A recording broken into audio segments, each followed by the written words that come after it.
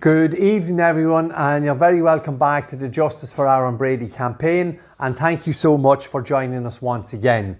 In this evening's video we're going to have a slightly more detailed look at the area of the burn site where the vehicle allegedly used in the modern robbery at Lordship Credit Union.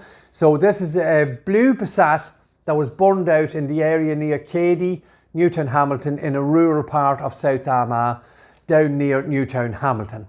Now, I'd say a blue Passat is burned out down in that area, and the only two people, Detective Garda Joe Ryan and Mary, a senior credit union worker, the only two people who actually seen the vehicle involved in the robbery and the murder, said the vehicle was grey.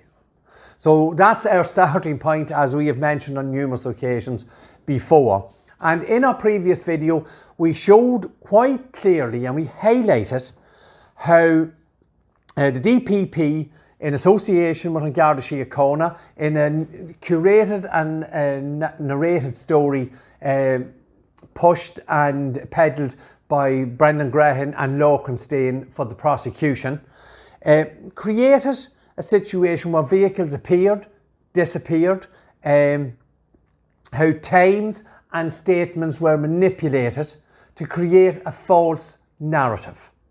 And that was very much highlighted by Judge Tony Hunt when he told the court in a summing up that, in particular, a very important part of the burn site evidence, that a witness that was brought forward by the DPP and Garda Síochána, that man's testimony had no relevance whatsoever to the events portrayed by the prosecution.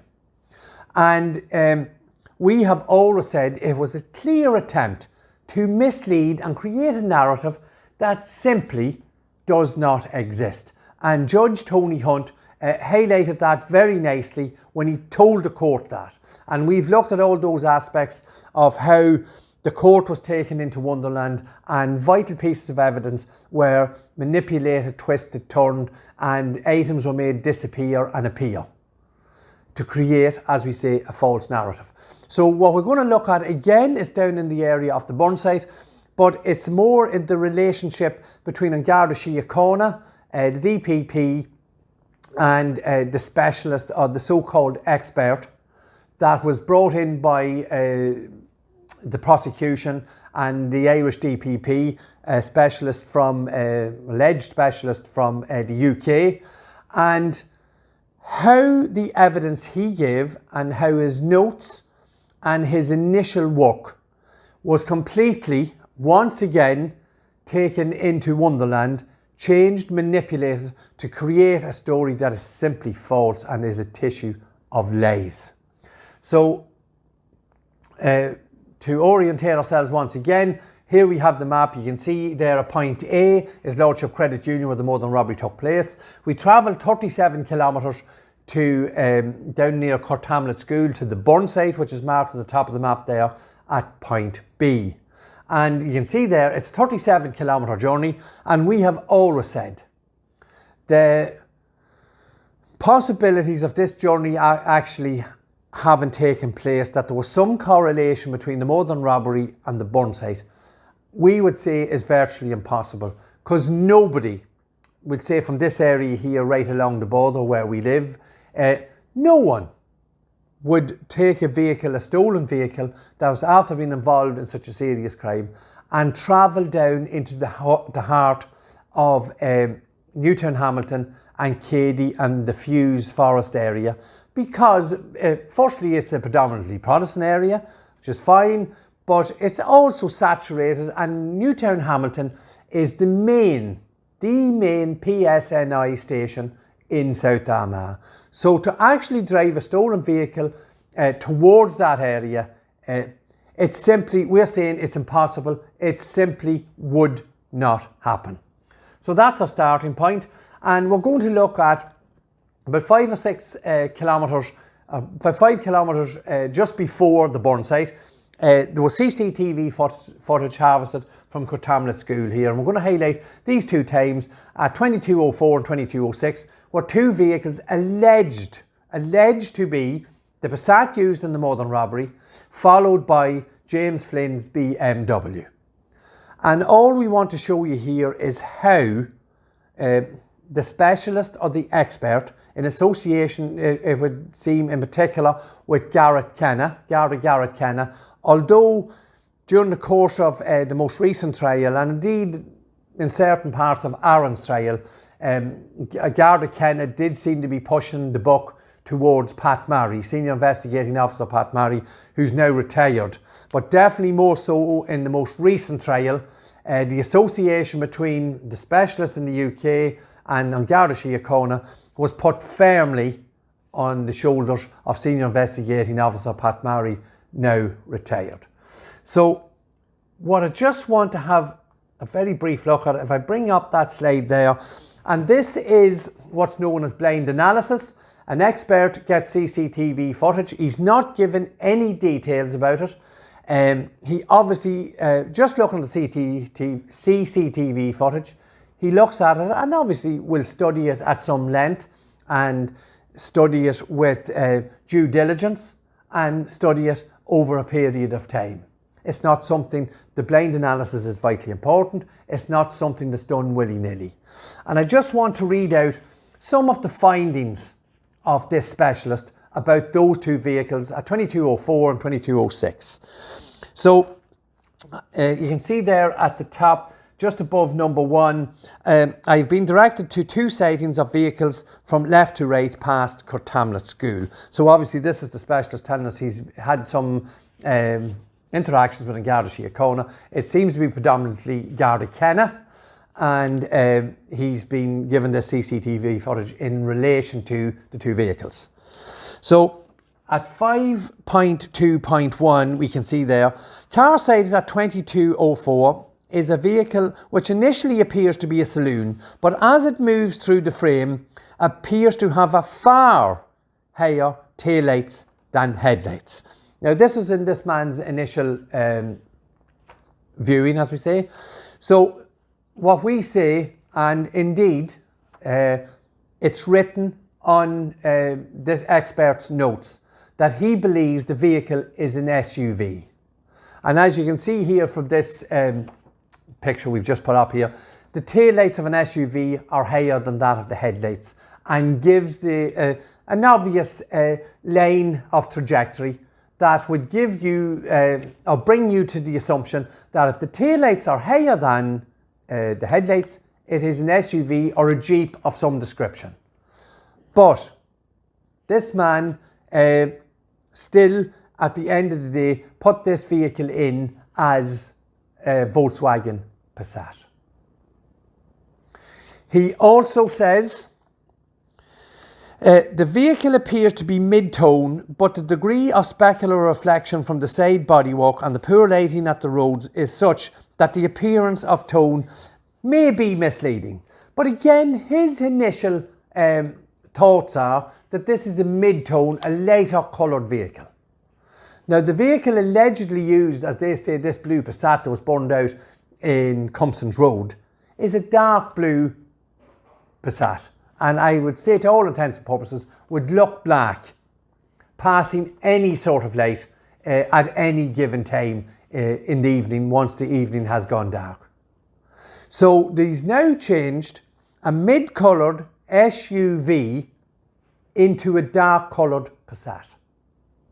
That is the bottom line of what this specialist, in association with Garda Kenna and Pat Murray, that is exactly what is done. It's in black and white. That is part of his report, and that is the evidence that was used to convict our son.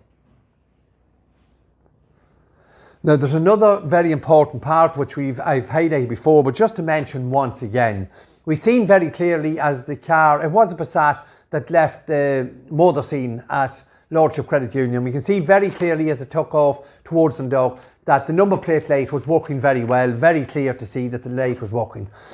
He also says in his notes in respect of this car at 2204 that there doesn't appear to be a number plate light. So the number plate light is not working. So we now have a blue Passat with the number plate light working, and we know that's what they're saying it is, when the actual reality of what this specialist and Garda Kenna are looking at is an SUV, a mid-tone SUV with no number plate light. Go figure. And that's the evidence that was used, very substantial evidence used, and very much so in respect of James Flynn, who is also convicted of being involved in the burning out of this vehicle at Cortamlet. We move then to the second sighting. The sighting at, you can see it there, it's 5.2.4. The sighting at 22:06:48 is of a vehicle of similar size with headlights and taillights at similar heights. So, a number of different issues jumping out here immediately. A 5 Series BMW and a Volkswagen Passat, to all intents and purposes, are not the same size. And when you put them side by side, the footprint is completely different. So it shows you how far removed into Wonderland and into creative narrative that these people have gone. And you see, when you're telling lies, you continually trip over yourself because you cannot check everything you're saying, because everything these people are saying is lies. So that's the first thing. And he also tells us very clearly that the headlights and taillights are similar height. So there's no trick of the light, there's no curvature on the road, there's nothing wrong with the cameras in respect of the top right hand corner where the lights are seen more clearly. So the first car went through, the taillights and headlights are in a different parallel. They're in a different trajectory. The second vehicle that goes through is on the taillights and the headlights are on the same trajectory, on a more horizontal trajectory.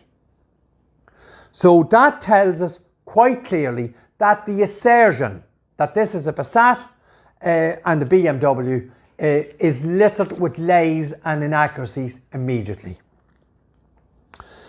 And the final bit there, the vehicle appears to be mid-tone, but the degree of specular reflection from the side bodywork and the poor lighting at the road is such that the appearance tone may be misleading. So the expert, once again, is telling us that his initial belief was that the BMW was a mid-tone. James Flynn's BMW was sort of a dark charcoaly grey. It was never mid-tone in any light. So the lies told here by these gentlemen is absolutely, well, it's disgusting apart from anything else. He's turned an SUV into a Volkswagen Passat, and he's turned a mid-tone, possible BMW into James Flynn's car for the purposes of creating a false and narrative that is totally filled with lies. So just a quick look at what we've been showing here. So you can see here the vehicle at 2204 is allegedly Passat that left Credit Union Croatia. The vehicle at Cortamlet has no visible number plate light, as was questioned in the Brady case. So it's not the same vehicle. It cannot be the same vehicle. Point of information, Wooler mentioned the possible SUV for this vehicle 1004 in his blind analysis. And again, another very valid point here, during the course of the reconstruction, no SUV was used. During the course of the reconstruction, they weren't even able to tell us in court, was this a new system? Was the cameras the same? Was the recording system the same? They had no clue what was going on because they were too busy creating a tissue of lies. But although the man wrote down SUV in his notes, one of the first things he wrote down on his notes, this specialist, and he didn't use an SUV in the reconstruction.